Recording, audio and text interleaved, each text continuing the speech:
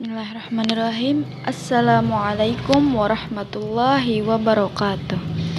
Bismillahi alhamdulillahi wassalatu wassalamu ala rasulillahi la hawla wa la quwata illa billah. Amma ba'du.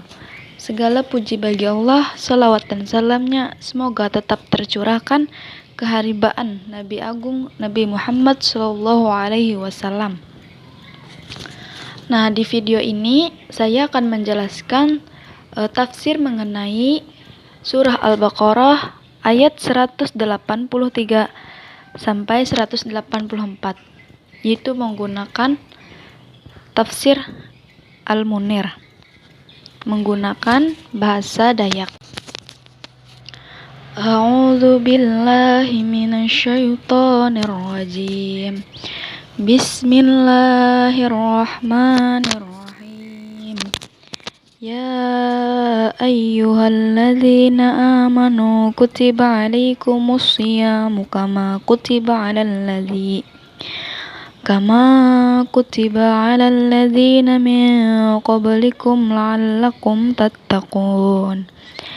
Ayyaman ma'dudat فما كان منكم مريض أو على سفر فعدة من أيام أخر وعلى الذين يطيقونه فدية طعام مسكين فما تطوع خيرا فهو خير له وأن تصوموا خير لكم إن كنتم تعلمون. Shadaqallahul azim. Yang artinya, wahai orang-orang yang beriman, diwajibkan atas kamu berpuasa sebagaimana diwajibkan atas orang sebelum kamu, agar kamu bertakwa, yaitu beberapa hari tertentu. Maka barang siapa di antara kamu sakit atau dalam perjalanan lalu tidak berpuasa, maka itu wajib mengganti sebanyak hari yang dia tidak berpuasa itu pada hari-hari yang lain. Dan bagi orang yang berat menjalankannya, wajib membayar fidyah, yaitu memberi makan seorang miskin. Tetapi barang siapa dengan kerelaan hati mengerjakan kebajikan, maka itu lebih baik baginya, dan puasamu itu lebih baik bagimu jika kamu mengetahui. Quran Surah Al-Baqarah ayat 183 sampai 184. Nah, sebagaimana yang itah ketahui, jadi menjelaskan hukum kisos dan wasiat tetena, ayat-ayat terus berlanjut menjelaskan hukum-hukum syar'i yang lain. Maka itah tidak perlu mencari tahu hubungan antara setiap hukum dengan hukum yang lain. Allah mewajibkan puasa atas ketuh, sebagaimana yang telah diwajibkan atas orang-orang yang beriman, para pemeluk agama-agama lain sejak zaman Nabi Adam. Ia menyeru Elen dengan atribut iman, nang menuntut untuk melaksanakan apa nang inyeruan Elen te. Kemudian ia menjelaskan bahwa puasa ialah kewajiban atas seluruh manusia, dan itu merupakan anjuran untuk menjalani puasa, sekaligus merupakan penjelasan bahwa perkara-perkara yang bebehat apabila sudah menjadi umum atau ingerjaan sahadan uluh akan terasa ringan untuk itah mengerjaya. Dan apabila orang-orang yang melaksananya merasa santai dan tentram karena perkara-perkara yang bebehatena, karena itu berlandaskan kebenaran, keadilan, dan persamaan. Puasa menjadi penyuci jiwa, mendumahan keridhaan Tuhan, dan mendidik jiwa agar itah bertakwa kepada Allah pada saat sepi maupun ramai, membina kemauan dan mengajarkan kesabaran dan ketahanan dalam menanggung kesusahan, penderitaan, dan penghindaran syahwat. Oleh karena itu Nabi bersabda, as-saumu nisfu as-sabri, yang mana artinya puasa ialah separuh dari kesabaran. Nah, kemudian bahwa puasa mendidik jiwa akan kita bertakwa terwujud dari beberapa aspek. Nah, yang terpenting di antara LNT sebagai berikut. Yaitu yang pertama, puasa memupuk di dalam jiwa rasa mikeh kepada Allah Ta'ala pada saat sepi maupun ramai. Karena mida nang mengawasi uluh nang berpuasa kecuali hanya Tuhannya. Mikiha ia merasa belau atau haus segala, dan ia menyingut ada aroma makanan yang lezat atau menggite air yang jernih yang sangat menggiurkan. Tetapi ia minda hendak menyentuh perkara yang membatalkan puasa ate karena dorongan imannya dan kikeha akan kepada Allah Subhanahu wa Ta'ala. Maka ia telah mengejawantahkan makna takut kepada Allah. Apabila syahwat ete tegite menarik atea, namun ia tidak memperturutkan dorongan nafsu karena ia mikir akan melanggar larangan puasa. Berarti ia mahamen kepada Allah dan ingat kepadanya. Apabila hawa nafsu menguasai jiwa, ia hendak lakas mudah kembali dengan bertobat yang tulus. Kemudian Allah berfirman, nang arti sesungguhnya orang-orang yang bertakwa bila mereka dibayang-bayangi pikiran jahat atau berbuat dosa dari setan, mereka pun segera ingat kepada Allah. Maka ketika itu juga mereka melihat kesalahan-kesalahannya. Di antara sekian faedah yang paling datuh puasa bagi rohani ialah bahwa orang yang berpuasa mengharap ganjaran dan pahala dari Allah, dan ketika ia berpuasa karena Allah semata-mata. Nah, kemudian yang kedua yaitu puasa meredakan syahwat dan mengurangi pengaruh dan kendalinya, sehingga ia kembali ke batas normal dan dalam keadaan tenang, damai segala kemudian hal itu dinyatakan oleh Rasulullah SAW ketika beliau menggambarkan puasa bagi orang yang hindai sanggup menikah. Kemudian yang ketiga puasa memunculkan perasaan yang peka dan melahirkan rasa kasih sayang yang mendorong seseorang untuk menengah ketika lain belau dan teringat kepada orang-orang yang sengsara nang mida-mina makanan, sehingga puasa mendorongnya untuk membantu lain, dan itu adalah salah satu ciri orang-orang yang beriman. Kemudian yang keempat, puasa merealisasikan konsep persamaan antara si kaya dan si miskin.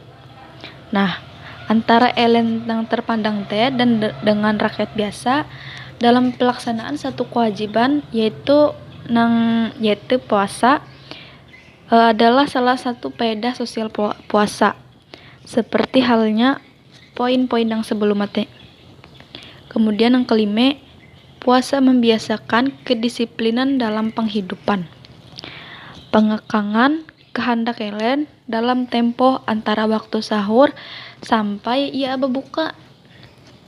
Puasa mewujudkan kehematan. Apabila puasa bujur-bujur ilaksanaan secara bujur-bujur. Kemudian yang keenam, puasa memperbarui struktur fisik, menguatkan kesehatan, membebaskan badan dari endapan-endapan dan fermentasi yang berbahaya. Segala menyegarkan organ-organ tubuh dan menguatkan memori. Apabila seseorang memantapkan tekad dan mengonsentrasikan pikirannya tanpa menyibukkan diri dengan mengingat kesenangan-kesenangan fisik. segala makna itu teh jadi inyinggung oleh Nabi. Biasanya hal itu teh terwujud setelah telu atau tandau berpuasa.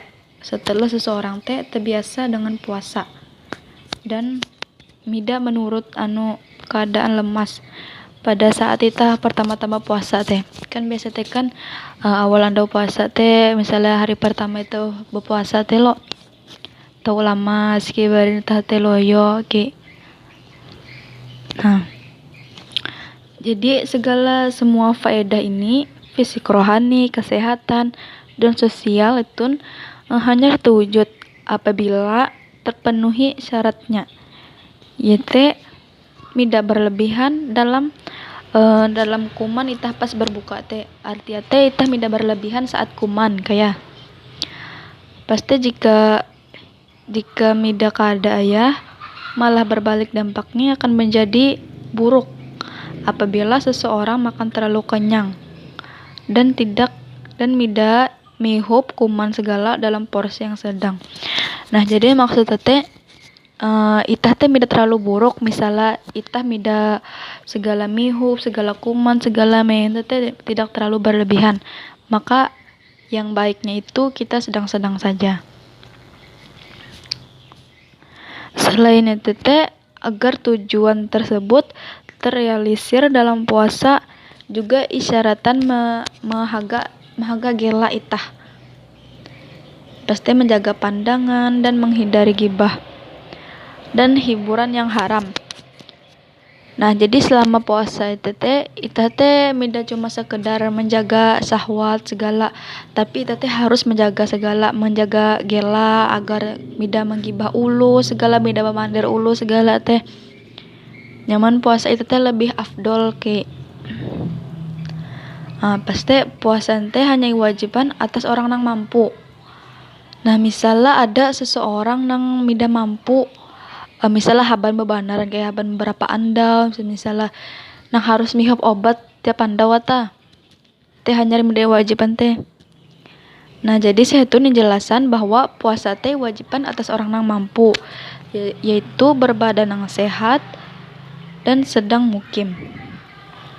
Adapun musafir dan orang nang haban teh, misalnya orang nang haban parah dan kepayahan untuk menjalani puasa, boleh berbuka.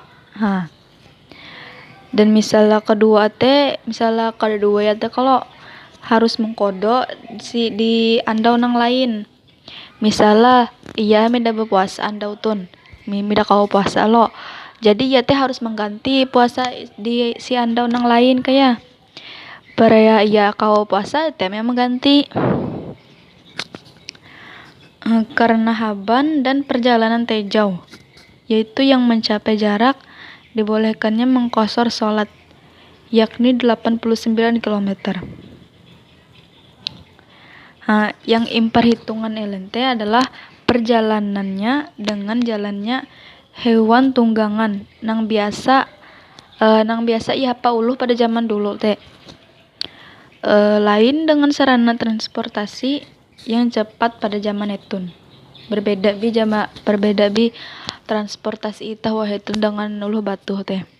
Kan uluh batuh teh kan misalnya masih hapa kuda segala kayak lo amun itah itu kan ada mobil segala, bis, pesawat.